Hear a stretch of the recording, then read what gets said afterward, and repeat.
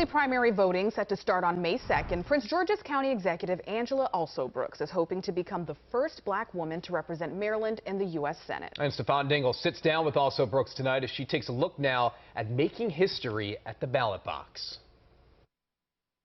Raised in a working class community, my mom was a receptionist and dad was a newspaper delivery person, but they convinced me that we all had an obligation to care for our neighbors. Tucked away in Largo, Maryland, the grassroots campaign team of Angela Alsobrooks is hard at work, fighting to make her the first black woman to represent Maryland in the U.S. Senate. And every opportunity I have had, whether it's been the elected state's attorney or county executive, I've always said, you know what, I want to leave it much better than I found it. And when I leave it, I want people to say, oh my God, you know, what an incredible amount of work that she did. And that's what I'm interested here. This is a very serious time. A serious time with so much at stake in this coming election. Whether it be gun control, women's rights, or crime, Alsobrooks says it's born from lack of hope and opportunity. When I think about what has to be done all across the state, it's economic opportunity. How do you really increase the bottom line for so many families?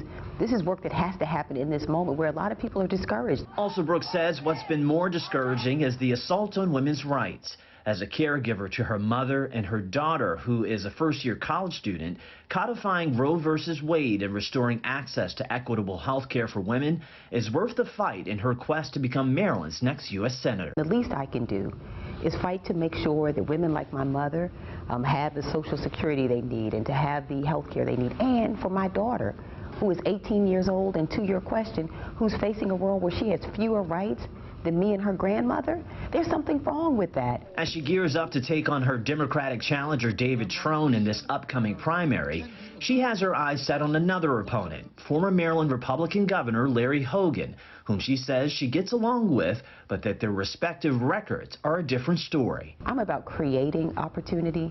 We look at what the former governor did in Baltimore alone, sending back $900 million to the federal government that was designated to create a transportation network, the Red Line for Baltimore. Then the $736 million that was also designated by the state was redistributed elsewhere.